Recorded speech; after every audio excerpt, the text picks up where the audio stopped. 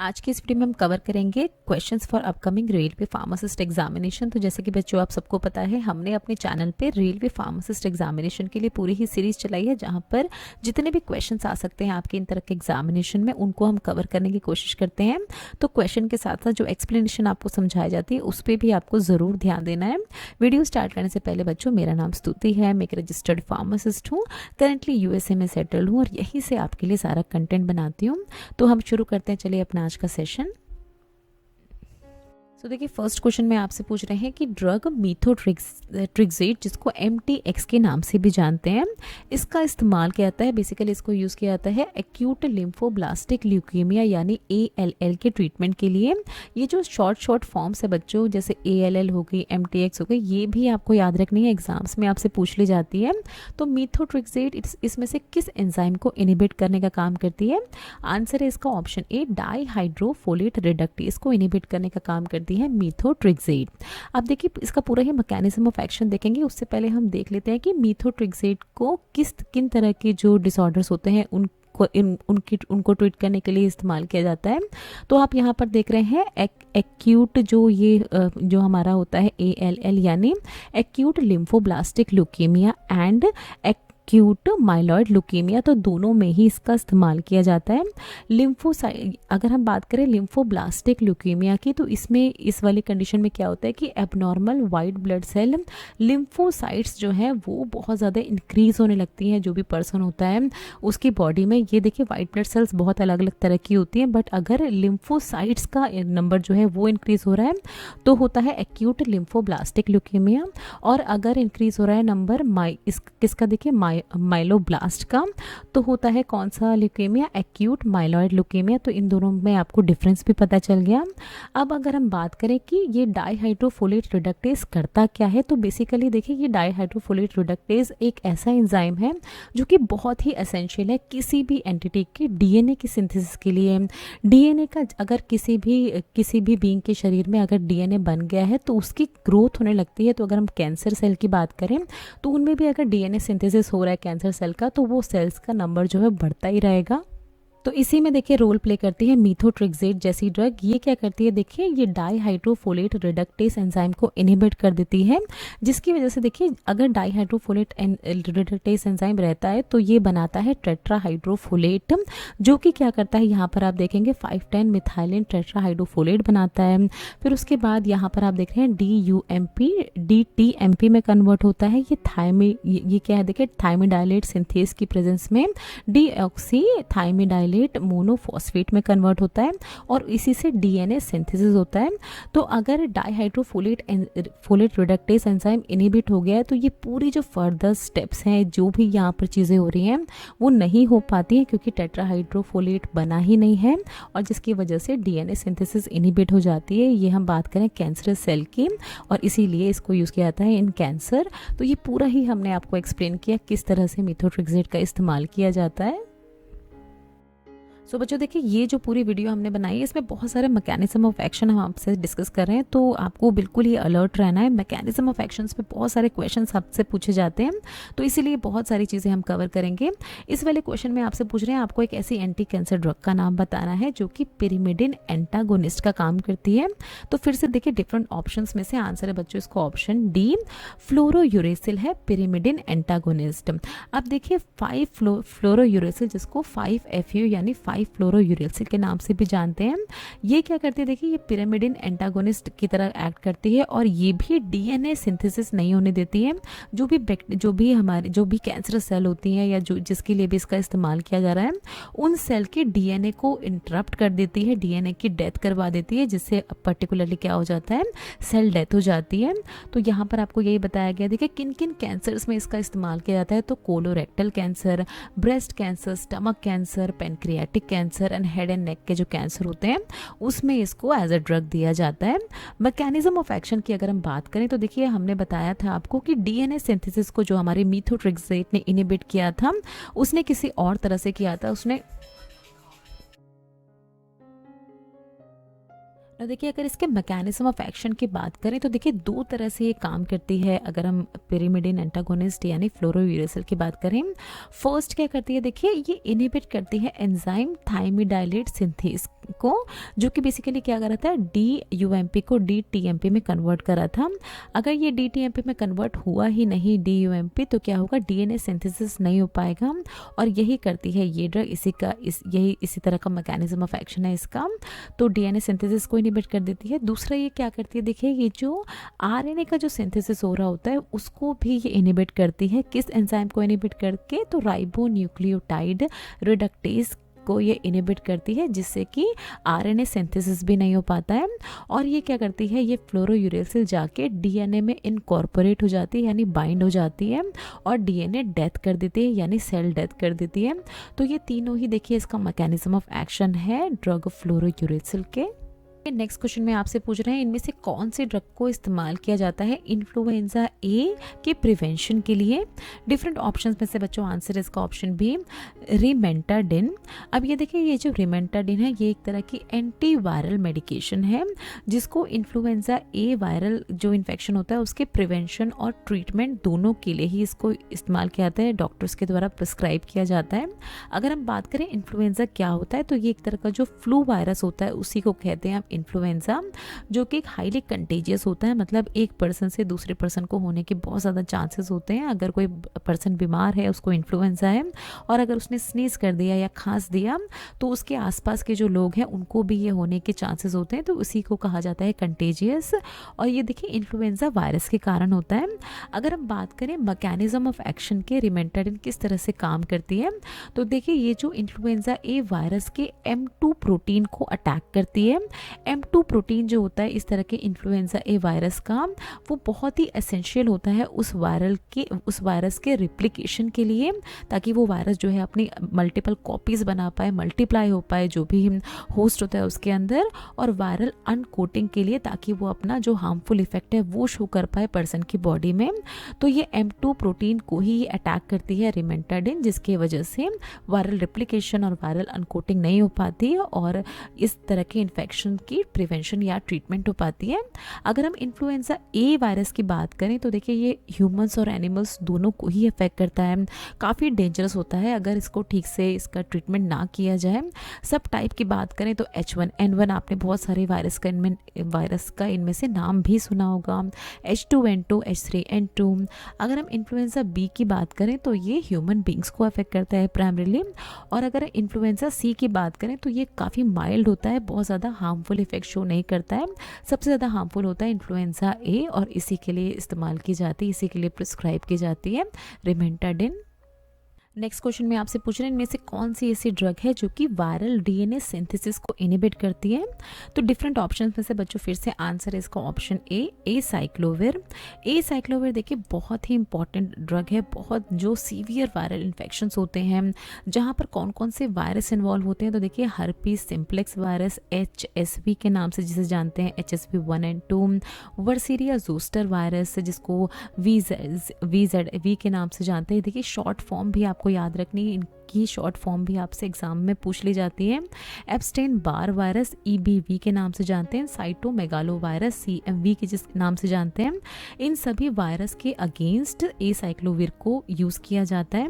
कौन कौन सी किस किस चीज़ों की ट्रीटमेंट के लिए किया जाता है इसको इस्तेमाल, तो genital herpes, cold source, herpes zoster, chicken pox, encephalitis and meningitis, जो कि हर्पीस सिम्प्लेक्स वायरस से होते हैं, उनकी ट्रीटमेंट के लिए इस तरह की ड्रग को दिया जाता है साइक्लोविर को। अगर इसका मैकेनिज्म ऑफ एक्शन की बात करें बच्चों, तो देखिए क्या होती है, ये जो साइक्लोविर है ये वायरल सेल जो है उसके अंदर एंटर कर जाती है, और वायरल सेल के अंदर देखिए प्रेजेंट होता है एंजाइम थाइमिडिन काइनेज। तो देखिए ये थाइमिडिन काइनेज पहले से ही प्रेजेंट होता है। जब साइक्लोविर एंटर करी है इस वायरल सेल के अंदर, तो उसने क्या किया है, इस वायरल सेल से फॉस्फोरस ग्रुप को अपने पास ले लिया है और कन्वर्ट हो जाती है किसमें, देखिए साइक्लोविर ट्राईफॉस्फेट में। अब ये जो साइक्लोविर ट्राईफॉस्फेट है ये एक तरह की एक्टिव फॉर्म है इसकी, जो क्या करती है, DNA वायरस का जो DNA पॉलीमरेज एंजाइम है उसको इनिबिट कर देती है। DNA पॉलीमरेज क्या करता है, देखिए वायरस के अंदर जो DNA होती है उनकी मल्टीपल कॉपीज़ बनाता है। अगर यही एंजाइम इनिबिट हो गया तो अब इस DNA की मल्टीपल कॉपीज़ नहीं बन पाएंगी, तो DNA सिंथेसिस और रेप्लिकेशन दोनों ही इनिबिट हो जाता है। तो इस तरह से काम करती है साइक्लोविर। क्वेश्चन में आपसे पूछ रहे हैं इनमें से कौन सा एक ऐसा इंस्ट्रूमेंट है जिसका इस्तेमाल किया जाता है ऑल्टरनेटिंग करंट को डायरेक्ट करंट में कन्वर्ट करने के लिए। तो आंसर है बच्चों इसका ऑप्शन ए रेक्टिफायर। अब देखिए हमारे घरों में बहुत सभी के घरों में ऑलमोस्ट रेक्टिफायर होते हैं। इनका काम क्या होता है, देखिए जो हमारे घर के जो इलेक्ट्रॉनिक डिवाइसेस होते हैं उनको डायरेक्ट करंट की ज़रूरत होती है रन करने के लिए, बट जो मेन पावर सप्लाई होती है, पावर ग्रिड्स होते हैं, उनसे ऑल्टरनेटिंग करंट आ रहा होता है। तो इसी ऑल्टरनेटिंग करंट को डायरेक्ट करंट में कन्वर्ट करने का काम करते हैं इस तरह के रेक्टिफायर। और ये कहाँ कहाँ यूज़ किया जाता है, तो देखिए जितने भी हमारे घरों के पावर सप्लाईज होते हैं उनमें, इलेक्ट्रॉनिक डिवाइसेस में, मोटर कंट्रोल सिस्टम में, जितने भी रिन्यूएबल एनर्जी के सिस्टम होते हैं जहाँ से इस तरह की, जहाँ से इलेक्ट्रिसिटी प्रोड्यूस की जाती है, जैसे सोलर एनर्जी, विंड एनर्जी, उनमें भी इस तरह के रेक्टिफायर्स का इस्तेमाल किया जाता है। एंड इलेक्ट्रिक व्हीकल्स में भी इनका इस्तेमाल किया जाता है। नेक्स्ट पूछ रहे हैं आपसे एक ऐसे इंस्ट्रूमेंट का नाम जिसके थ्रू रेनफॉल को मेज़र किया जाता है गिवन एरिया में। तो बच्चों आंसर इसका ऑप्शन डी रेन गॉज की मदद से ये किया जाता है। देखिए इस तरह का होता है रेन गॉज इंस्ट्रूमेंट, जहाँ पर ये होती है मेजरिंग ट्यूब। यहाँ पर देखिए मेजरिंग स्केल होता है, यहाँ स्केल बना हुआ है आप देख रहे हैं। कलेक्टिंग फनल होती है और इसके अंदर जब रेन कलेक्ट होती है, जहाँ भी बारिश हो रही होती है, तो पता लगाया जाता है कि कितनी रेन, तब मेज़र किया जाता है रेन को। और देखिए यहाँ पर इसमें क्या मेज़र किया जाता है, amount of time per unit area में कितनी रेन हुई है वहाँ पर उस पर्टिकुलर रीजन में, वो इससे पता लगाया जाता है। अब देखिए ये रेन गॉज जो है इनको अलग अलग नाम से जानते हैं, तो इसके डिफरेंट नाम भी आपको पता होने चाहिए। ये एक तरह का देखिए मेट्रोलॉजिकल इंस्ट्रूमेंट है, जैसे कि हमने आपको बताया रेन को मेज़र करने के लिए इस्तेमाल किया जाता है।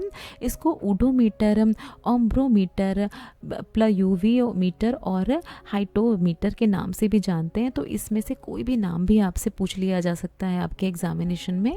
नेक्स्ट पूछ रहे हैं देखिए व्हाट इज़ एमआरआई। एमआरआई की आपसे फुल फॉर्म पूछ रहे हैं बेसिकली। तो आंसर बच्चों इसका option D magnetic resonance imaging होती है एमआरआई। ये एमआरआई देखिए एक तरह की नॉन इन्वेसिव, यानी किसी भी तरह के इंजेक्शंस का इस्तेमाल नहीं किया जाता है इसमें। Non invasive medical imaging technique है, जिसमें देखिए किन की मदद से, तो रेडियो वेव्स, इन ये जो इस तरह की टनल होती है इसके अंदर रेडियो वेव और स्ट्रॉन्ग मैग्नेटिक फील्ड की मदद से ये जो पर्सन होता है इसकी बॉडी की डिटेल्ड इमेज ली जाती है इनसाइड ऑफ द बॉडी की, जो कि देखिए डॉक्टर्स को ऐसे इन जनरल डॉक्टर्स नहीं पता लगा पाते हैं। अगर किसी तरह की कंडीशन है पर्सन को, वो कंप्लेन कर रहा है किसी तरह के पेन की, तो इस तरह के एमआरआई के थ्रू उनको सजेस्ट किया जाता है कि इस तरह का एमआरआई वो करवाएं, ताकि एक डिटेल्ड इमेज मिल पाए उनके बॉडी के अंदर क्या चल रहा है उसकी। किस किस चीज़ों की इमेजिंग के लिए इस्तेमाल किया जाता है, देखिए ब्रेन की डिटेल इमेज मिल सकती है, spinal cord, heart, blood vessel, bone, joint, soft tissue, organ and breast, इन सभी में अगर कहीं भी दिक्कत आ रही है पर्सन को, तो एमआरआई करने को बोला जाता है उसको।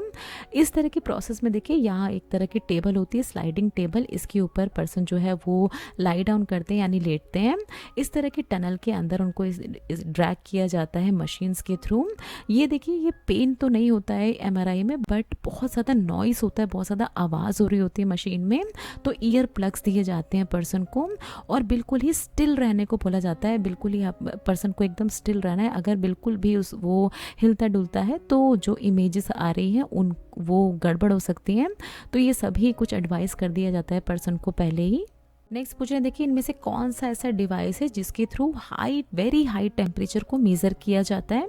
डिफरेंट ऑप्शन है बच्चों, आंसर इसका ऑप्शन ए पायरोमीटर।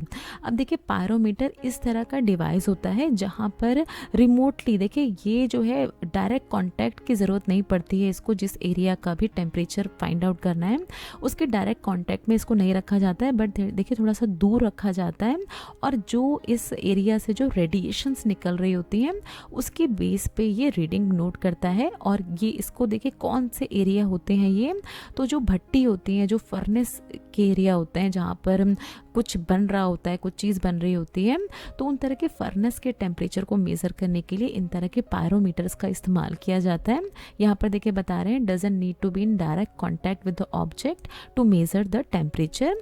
अगर हम मेन एग्जाम्पल की बात करें तो optical pyrometer and radiation pyrometer जो है बहुत ही कॉमन है, जो जिनका इस्तेमाल किया जाता है इस तरह के वेरी हाई टेम्परेचर को मेज़र करने के लिए। नेक्स्ट पूछ रहे हैं आपसे, देखिए theodolite is use to measure, theodolite को किस चीज़ के मेजरमेंट के लिए इस्तेमाल किया जाता है बच्चों? तो आंसर है इसका option B, horizontal and vertical angle measurement के लिए इसको यूज़ किया जाता है। अब देखिए यहाँ पर इस तरह के हॉरिजॉन्टल और वर्टिकल इस तरह का ये पूरा ही डिवाइस होता है, जहाँ पर ये इस तरह का मूवेबल टेलीस्कोप होता है, जिसके थ्रू ही किसी भी डायरेक्शन में इसको मूव किया जा सकता है और कोई भी किसी भी तरह का एंगल जो है उसको मेज़र किया जा सकता है। अब देखिए इसकी ज़रूरत क्या होती है, इस तरह के थियोडोलाइट का इस्तेमाल क्या होता है? तो देखिए बहुत सारे इंजीनियरिंग वर्क में लैंड सर्वे किया जाता है। किसी भी तरह की अगर बिल्डिंग बनानी है किसी भी तरह के लैंड पे, तो उस लैंड की A to Z इंफॉर्मेशन निकालनी होती है, जो भी कंस्ट्रक्शन वर्कर्स होते हैं, जो भी वहाँ का आर्किटेक्ट होता है उसके द्वारा। तो इस तरह एकदम एक्यूरेट एंगल्स मिले, एकदम एक्यूरेटली पता चल पाए लैंड के बारे में, तो दैट इज़ वाई इस तरह के थियोडोलाइट का इस्तेमाल किया जाता है। देखिए लैंड सर्वेइंग के लिए, कंस्ट्रक्शन पर्पस के लिए, इंजीनियरिंग एप्लीकेशन के लिए, जहाँ पर बहुत ही प्रिसाइज एंगुलर मेजरमेंट की ज़रूरत होती है, तो वहाँ पर उन्हीं सारी जगहों पे इस तरह के इंस्ट्रूमेंट का इस्तेमाल होता है। लास्ट क्वेश्चन हम देखेंगे अपने आज की इस वीडियो का। पूछ रहे हैं आपसे कि डायरेक्ट करंट की स्ट्रेंथ को मेज़र करने के लिए इसमें से कौन से इंस्ट्रूमेंट का इस्तेमाल किया जाता है? डिफरेंट ऑप्शंस में से बच्चों आंसर है इसका ऑप्शन डी, एमीटर का इस्तेमाल किया जाता है। यूजुअली देखिए ये जो एमीटर होता है ये मेज़र करता है करंट को कौन सी यूनिट में, तो ये एम्पियर में ये मेज़र करता है। और देखिए डायरेक्ट करंट और ऑल्टरनेटिंग करंट दोनों के ही मेज़रमेंट के लिए इस तरह का एमीटर इस्तेमाल किया जाता है।